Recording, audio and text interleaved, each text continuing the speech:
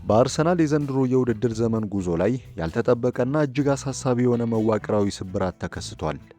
ቡድኑ በኤፍኤ ካፕ የሩብ ፍጻሜ ጨዋታ በሳውዛምፕተን 2-1 መሸነፉን ተከትሎ በሁለት ሳምንታት ውስጥ ብቻ ከሁለት ትልልቅ የዋንጫ ፉክክሮች በይፋ ተሰናብቷል። ይህ ውጤት የድንገተኛ አጋጣሚ ሳይሆን የቡድኑን የረጅም ጊዜ ማጥቃትና የመከላከል ስልታዊ ክፍተቶች በግልጽ ያሳየ ክስተት ነው። በተለይም የዴክላን ራይስ አለመኖር የፈጠረው የመሃል ሜዳ መላላት፣ ቡድኑ በቆሙ ኳሶች ላይ ያለው ከመጠን ያለፈ ጥገኝነት እንዲሁም የተከላካዮች የግል ስህተት የአርቴታን ስብስብ ዋጋ እያስከፈለው ይገኛል። ዛሬ በዚህ ጨዋታና በቅርብ ሳምንታት በአርሰናል ላይ ምን መሰረታዊ ችግር እንደተፈጠረ፣ የተጫዋቾቹ ታክቲካዊ ውድቀት እንዲሁም ቡድኑን በቀጣይ ሳምንታት የሚጠብቀውን እጅግ ከባድ የውድድር መርሃ ግብር በጥልቀትና በዝርዝር እንተነትናለን።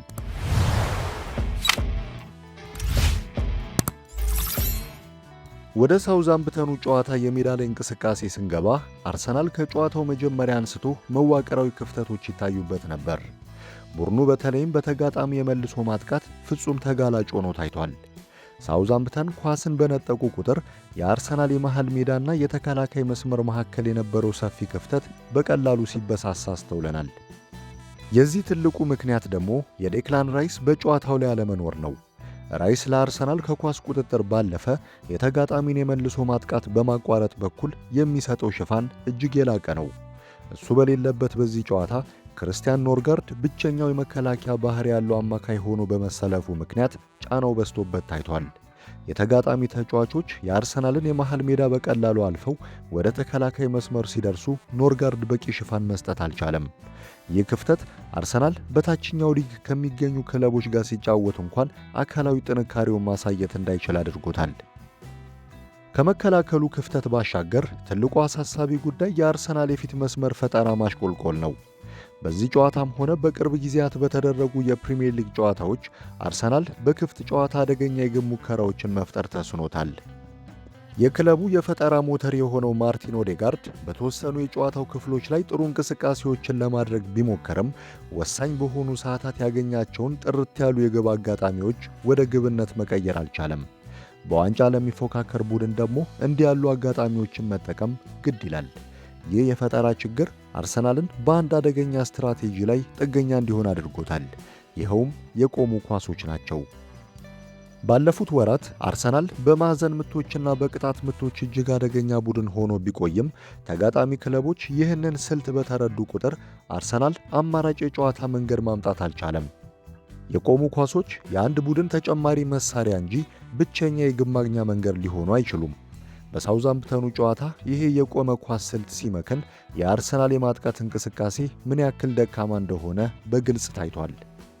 በመከላከሉ በኩል የታዩት የግል ስህተቶችም የውድቀቱ ሌላኛው አካል ናቸው። የቡድኑ የጀርባ አጥንት የሆኑት ጋብሪኤል ማጋሌሽና ቤን ዋይት በጨዋታው ላይ የሰሯቸው ስህተቶች ከደረጃቸው በታች ነበሩ።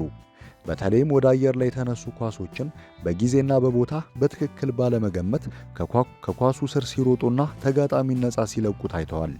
እንዲህ ያሉ የግል ስህተቶች የቡድኑን አጠቃላይ የመከላከል መዋቅር ያፈርሳሉ፣ ተጋጣሚንም ስነ ልቦናዊ ብልጫ እንዲወስድ ያደርጋሉ። ይህ ሁሉ ጨለማ ውስጥ ሆኖ ግን በጨዋታው የታየች አንዲት የብርሃን ጭላንጭል ነበረች።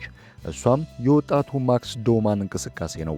አርሰናል በፈጠራ ድርቀት ውስጥ በነበረበት ሰዓት ዶማን ሜዳ ላይ ያሳየ የነበረው መነቃቃት፣ ኳስን ይዞ ወደፊት የሚያደርገው የነበረው ድፍረት እናም የበረከተው በጎ አስተዋጽኦ ለቡድኑ የወደፊት ተስፋ የሚሰጥ ነበር። እሱ ያደረጋቸው አብዛኞቹ እንቅስቃሴዎች አዎንታዊና የቡድኑን ጫና ያረገቡ ነበሩ። ይሁን እንጂ የአንድ ወጣት ተጫዋች ጥረት ብቻውን አርሰናልን ከሽንፈት ሊያድነው አልቻለም። ሚኬል አርቴታ ከጨዋታው በኋላ በሰጠው መግለጫ ሽንፈቱ እጅግ አሳዛኝ እንደሆነና ወደ ዌምብሌ ለመመለስ የነበራቸውን ትልቅ ዕድል እንዳጡ አምኗል። ነገር ግን አርቴታ ሽንፈቱን የገለጸበት መንገድ ትኩረት የሚስብ ነው። በጨዋታው አብዛኛው ክፍል አርሰናል የኳስ ቁጥጥር የበላይነት እንደነበረውና በርካታ የግብ ዕድሎችን እንደፈጠረ ገልጿል። ይሁን እንጂ ቡድኑ እነዚህን አጋጣሚዎች ወደ ግብነት መቀየር አለመቻሉ ዋጋ እንዳስከፈለውም አብራርቷል። ከዚህም ባሻገር አርቴታ ትልቁን ችግር ያመላከተው በመከላከሉ በኩል ነው። በተለይም በሳጥን አካባቢና በቀጥተኛ ኳሶች ላይ ቡድኑ የነበረው መከላከል እጅግ ደካማ እንደነበር ተናግሯል። ሳውዛምፕተኖች እነዚህን ክፍተቶች በአግባቡ ተጠቅመው ወደ ግብነት በመቀየራቸው ከውድድሩ ሊያሰናብቷቸው እንደቻሉ አርቴታ በግልጽ አስቀምጧል። ይህ የሚያሳየው አርሰናል ኳስን በመቆጣጠር ረገድ ስኬታማ ቢሆንም በተጋጣሚ የግብ ክልል ውስጥ ያለው የውሳኔ አሰጣጥና ፈጣን የመልሶ ማጥቃትን የመከላከል አቅሙ አሁንም መዋቅራዊ ክፍተቶች እንዳሉበት ነው። በጋዜጣዊ መግለጫው ላይ ከተነሱት አበይት ጉዳዮች አንዱ የተጫዋቾች ስህተትና የቡድኑ አጠቃላይ የትጋት ደረጃ ወይም ወርክ ሬት ነበር። አርቴታ የተጫዋቾቹን ትጋትና ጥረት ፈጽሞ እንደማይጠራጠር እንዲያውም ይህ በቡድን ውስጥ እንደ ችግር ታይቶ እንደማያውቅ አረጋግጧል። ብዙ የተፈጠሩ ዕድሎችን ስላለመጠቀማቸውና ይህ ጉዳይ በክረምቱ የዝውውር መስኮት ቡድኑ የፊት አጥቂ ለማምጣት እንዲያስብ ያደርገዋል ተብሎ ለተጠየቀው ጥያቄ አርቴታ የሰጠው ምላሽ የተጫዋቾቹን ስነ ልቦና ለመጠበቅ ያለመ ነበር።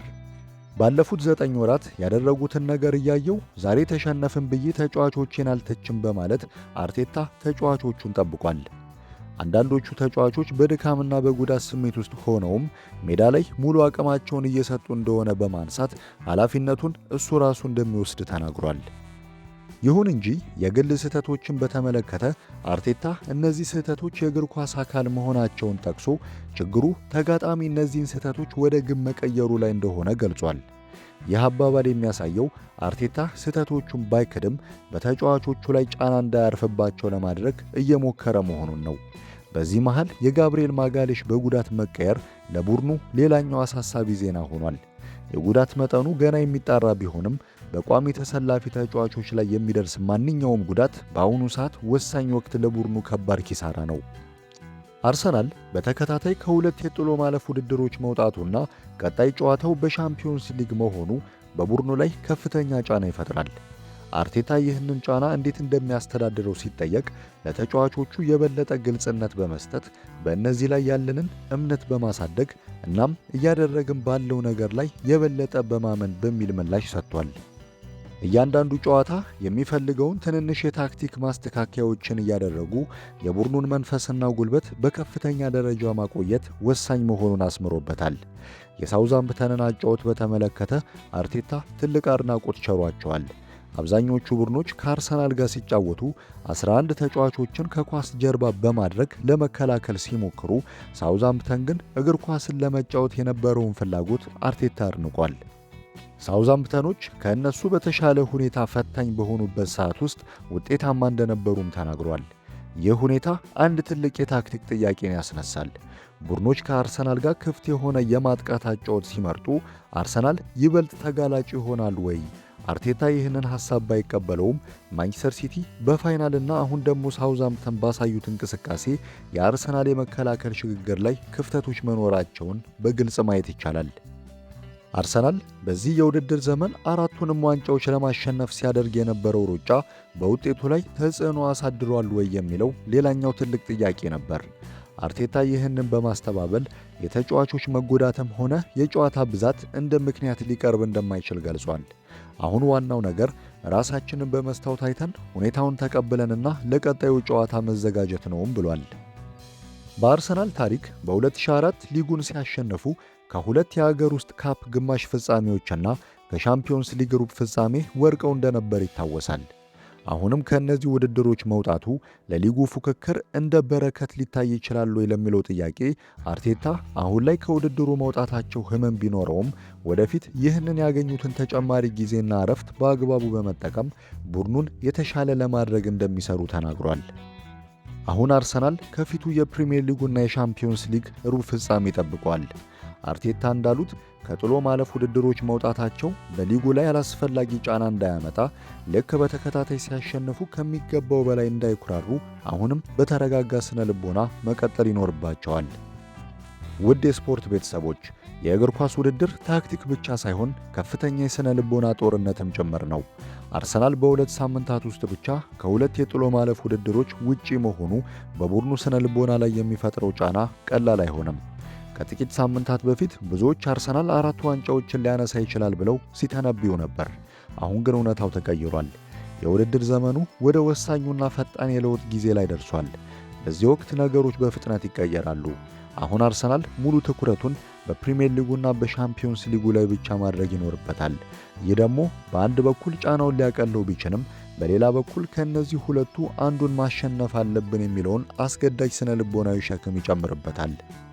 የቀድሞ ተጫዋቾችና የባለሙያዎች ተንታኞች እንደሚያነሱት በዚህ የውድድር ዘመን አርሰናል ዋንጫዎችን ካላነሳ የቡድኑ አሸናፊነት ስነ ልቦና ላይ ትልቅ ጥያቄ ይነሳል። ከውጭ የሚመጡ ትችቶችንና ጫጫታዎችን ዘግቶ ወደ ቀድሞ አቋም መመለስ የሚኬል አርቴታ ትልቁ የቤት ሥራ ነው። ከፊታችን ያሉት 3 እና 4 ሳምንታት የአርሰናልን የዘንድሮ ዕጣ ፋንታ በይፋ የሚወስኑ ናቸው። ቡድኑ እጅግ ፈታኝ የሆኑ ተከታታይ መርሃ ግብሮች ይጠብቁታል። በአውሮፓ ሻምፒዮንስ ሊግ ከስፖርቲንግ ሊዝበን ጋር፣ ከዛም በፕሪሚየር ሊጉ ከቦርንሞዝ ጋር ይጫወታል። ይህንን ተከትሎም ከማንቸስተር ሲቲ ጋር የሞት ሽረት ትግል ያደርጋል። ቀጥሎም ከኒውካስል ዩናይትድ ጋር ይፋለማል።